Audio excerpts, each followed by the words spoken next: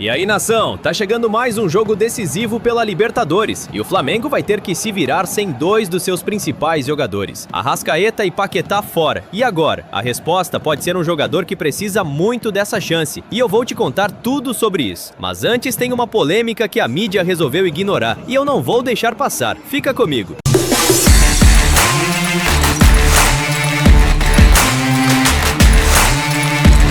O Flamengo enfrenta o Independiente Medellín nessa quinta-feira, às 21h30, horário de Brasília, lá na Colômbia. E quem deve aparecer no 11 inicial é o Carrascal. Olha, vou ser honesto com vocês. O colombiano não tá vivendo seu melhor momento. Tá longe disso. A última vez que entrou em campo foi no dia 29 de abril, contra o Estudiantes. Antes disso, levou vermelho no clássico contra o Fluminense. Uma expulsão desnecessária, que pesou muito para o time. Mas sabe o que é curioso? Mesmo com tudo isso, eu acredito que essa pode ser a virada dele. Às vezes o jogador precisa de um momento assim, de pressão, de ausência dos titulares, para mostrar do que realmente é capaz. A torcida tem um papel enorme nisso. Vamos cobrar quando precisar, mas vamos apoiar. O Carrascal com a nação do lado é bem diferente do Carrascal sozinho. Mudando de assunto, e que assunto! O Flamengo abriu a venda antecipada de ingressos para o confronto contra o Palmeiras no dia 23 de maio, um sábado, às 21h. Isso mesmo, 16 dias antes. O clube não costuma fazer isso e já diz tudo sobre o tamanho desse jogo. Os valores vão de R$ 35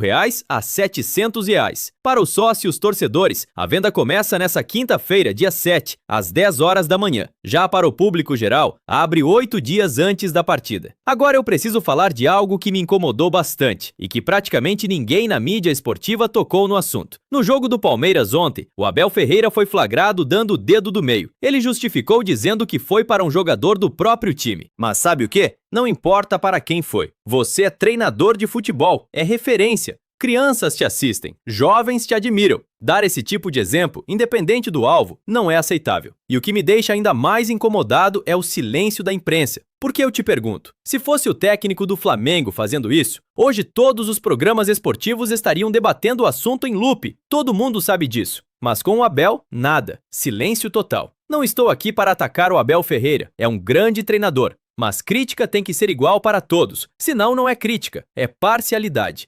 Agora quero falar de um assunto que está incomodando muita gente aqui no Flamengo. Um jogador jovem, com talento de sobra, mas que está fazendo de tudo para jogar fora a chance da vida dele. Estou falando do Olasyan. E depois do que aconteceu no clássico contra o Vasco, dá para ficar calado? Não dá. Fica comigo, vamos direto ao ponto. O Olasyan entrou no finalzinho do jogo contra o Vasco e protagonizou uma cena que resumiu tudo que tá errado com ele atualmente. No lance do último gol do Vasco, o menino foi até a bola, se é que dá pra chamar aquilo de ir até a bola, numa preguiça absurda, sem correr, sem se lançar, sem nada. Deu um pulinho ridículo, fingindo que estava disputando, e o Vasco balançou a rede. Gente, era um clássico, era o momento dele mostrar serviço, era a chance que ele estava esperando, e ele entrou em campo como se estivesse passeando num parque. Isso não é só erro tático, isso é falta de vontade, falta de atitude. Resultado? Nem foi relacionado para o jogo contra o Independiente Medellín. E faz todo sentido. Desde o Mundial de Clubes, que foi o último momento em que o Olasyan realmente brilhou com a camisa do Mengão, ele disputou 26 jogos, sendo apenas 5 como titular. Marcou um gol e deu 2 assistências. O último gol dele foi em julho do ano passado contra o São Paulo.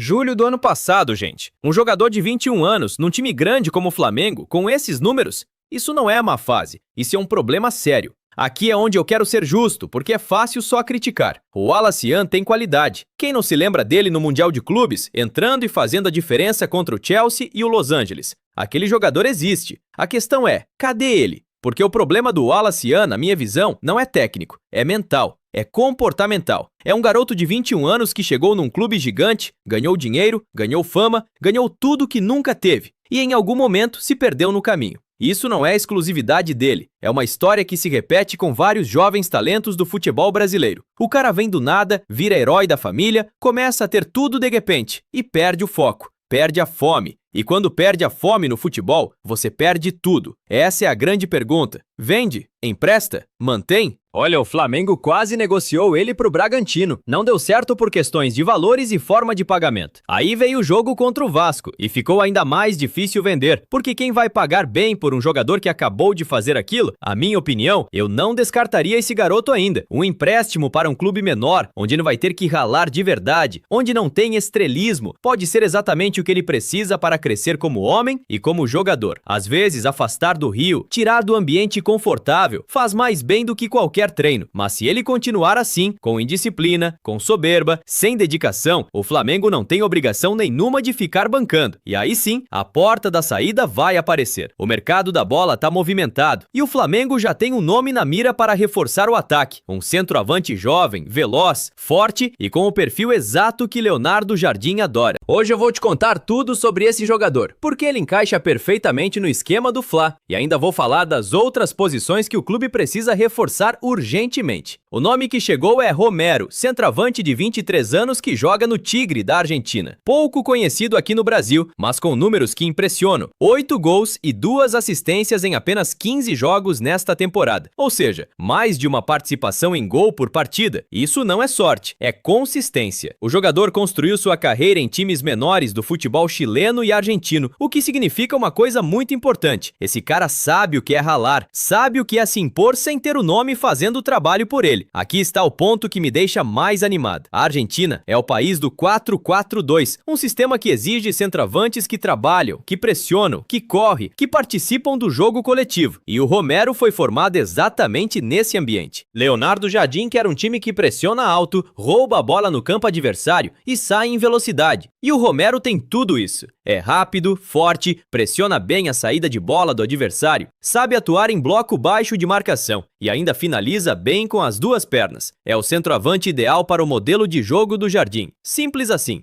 Centroavante não é a única necessidade. Vou ser direto com vocês. Lateral esquerdo. Essa é uma posição que preocupa. O Alexandro não vai aguentar jogar tudo. E o reserva da posição não passa confiança nenhuma. O Matias Vinha está emprestado ao River Plate, mas na minha visão, já ficou para trás. O Flamengo precisa resolver isso no mercado. Ponta direita. Pode ser uma boa adição dependendo do que acontecer com o elenco. Vale ficar de olho. Meio campo. Aqui o Fla está relativamente bem servido. Se o Carrascal for negociado, aí sim faz sentido buscar reposição. Mas com Arrascaeta e Paquetá quando voltarem, a situação melhora bastante. Preciso falar de 2 jogadores que dividem opiniões na torcida. O Samuel Lino, sim, eu sei que muita gente torce o nariz, mas eu vejo um jogador que está evoluindo muito sob o comando de Jardim. Ele saiu daquele papel de ficar preso na ponta esquerda e passou a centralizar o jogo, pressionar na saída de bola do adversário e recompor com intensidade.